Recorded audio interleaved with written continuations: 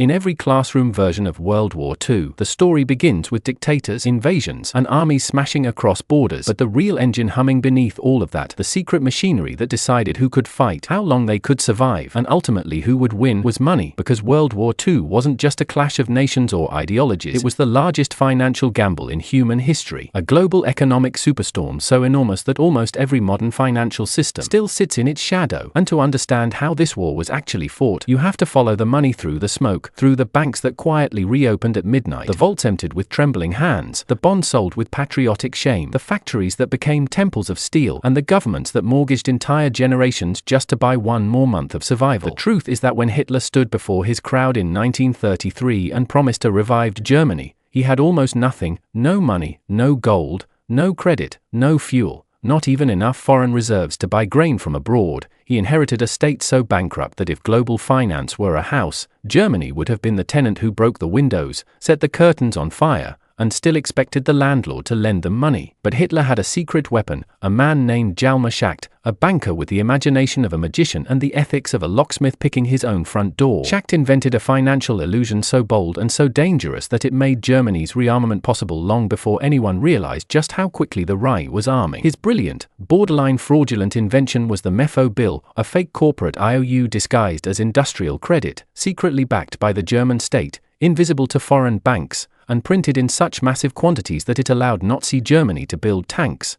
planes, artillery, and roads using money that technically didn't exist. Imagine a government buying an entire war machine using credit cards issued to imaginary companies, and you get the idea. For 5 years, Germany financed itself like a ghost economy, hiding the scale of its rearmament behind a fog of forged securities, coerced banks, and stolen assets from persecuted citizens, especially Jews, whose wealth, homes, businesses, bank accounts were systematically stripped, liquidated, and fed into the engine of militarization. This was the first financial frontier of World War II, a dictatorship funding itself through illusion, coercion, and plunder. But the Allies weren't much better off. In 1939, Britain was still the empire on which the sun never set, but its treasury absolutely did set, deep in the red, smaller than the propaganda suggested, and heavily dependent on foreign lenders, especially the United States. The British Empire entered the war with more gold, more trade routes, and more global prestige than any other power on earth. But prestige doesn't buy tanks, and gold drains fast when your enemy is blitzing Europe at record speed. Within 2 years, Britain's reserves collapsed so violently that Churchill later confessed the empire had been down to its last 5 weeks of foreign exchange. Britain sold almost everything it owned outside its borders,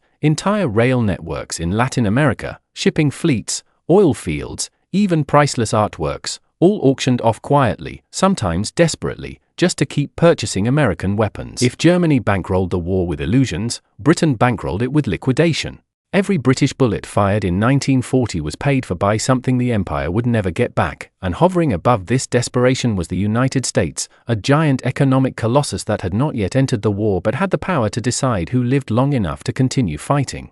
America's factories were intact, its resources unmatched, its financial system overflowing with credit after a decade of recovery from the Great Depression. This made the United States the world's exclusive lender of survival. The Allies needed American money the way a drowning man needs air, and out of that dependency came the most important, and least understood, financial maneuver of the entire war, the Lend-Lease Act. On paper, Lend-Lease sounded simple. America would lend weapons, food, fuel, and raw materials to nations fighting the Axis. In reality, it was an economic earthquake that cracked the old financial world in half. The US wasn't lending anything. It was investing in an outcome. Instead of selling weapons the Allies couldn't afford, America decided to bet on a future in which Britain and the Soviet Union remained alive long enough to fight another day. Roosevelt once joked that Lend-Lease was like lending your neighbor a garden hose to put out a fire, but the truth is the neighbor never returned the hose. The fire spread across 3 continents, and America ended up owning the whole neighborhood. Through Lend-Lease, the US shipped more than $40 billion worth of war material, hundreds of billions in today's money, which tilted the financial balance of the war entirely. Meanwhile, the Soviet Union financed the war with a mixture of terror economics and industrial relocation so drastic it reads like a fever dream. When Germany invaded in 1941, Stalin ordered 1,500 factories, yes, entire factories, to be torn down, loaded on trains, shipped thousands of miles east into Siberia and Central Asia, and rebuilt from scratch. Imagine the US government deciding to move Detroit to Alaska using trains while under air attack. That's essentially what happened. It wasn't elegant, and it wasn't stable, but it worked. Soviet financing relied heavily on forced labor, confiscations, emergency taxation, and the raw power of a command economy that could simply order production levels at gunpoint. But the lifeline that kept the USSR breathing wasn't terror, it was American credit. The US Lend-Lease program delivered enough trucks, locomotives, and raw materials to rebuild entire Soviet industries behind the Ural Mountains. Stalin later admitted, privately, that without American trucks the Red Army would not have been able to move. So the Soviets financed the war through blood, the Americans financed it through credit, and the British financed it by selling the empire piece by piece. But the American home front was something unique in world history, an economic metamorphosis so massive that economists still struggle to define it. The US turned the Great Depression into the arsenal of democracy. Unemployment vanished in months. Women entered the workforce in record numbers. Factories doubled, tripled, sometimes quadrupled their production capacity.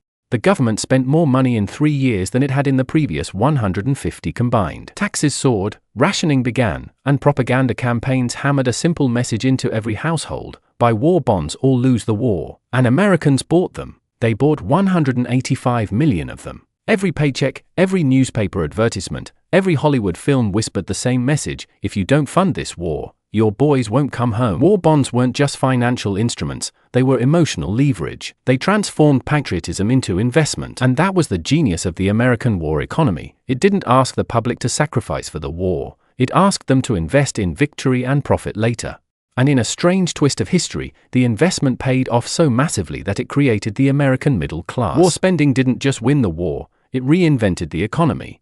But here's the darker truth: all sides, Allies and Axis, used occupation to bankroll the battlefield. Germany looted the wealth of conquered countries, stripping central banks, stealing gold reserves, seizing factories, and forcing occupied nations to pay the cost of their own occupation through massive tribute payments disguised as administration fees. France paid billions to fund the German occupation of France. Belgium paid for the German troops stationed in Belgium. Poland, Yugoslavia, Greece, entire nations were economically hollowed out, their industries redirected toward feeding the Nazi war machine. Japan did the same across East Asia, printing military currency it forced civilians to use, looting gold, metals, rubber, oil, anything that could keep the Japanese war machine alive. Occupation wasn't just cruelty, it was strategy. Wars aren't free, and the Axis powers paid their bills by crushing the economies beneath their boots. In one of the strangest financial operations of the war, the Nazis even attempted to destabilize the British economy by producing millions of forged pound notes in Operation Bernard, planning to drop them over Britain to trigger hyperinflation. It remains one of the largest counterfeiting operations in history. Meanwhile, the world's neutral nations, Switzerland, Sweden, Spain,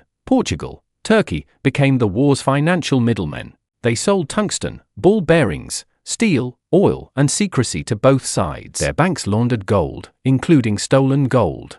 Their trade policies quietly shaped the war's timeline. Finance wasn't a side chapter of World War II, it was the war. And through all of this, a bigger truth formed in the background like a storm on the horizon: the world could not return to the old financial system after a war this catastrophic. The gold standard was dead.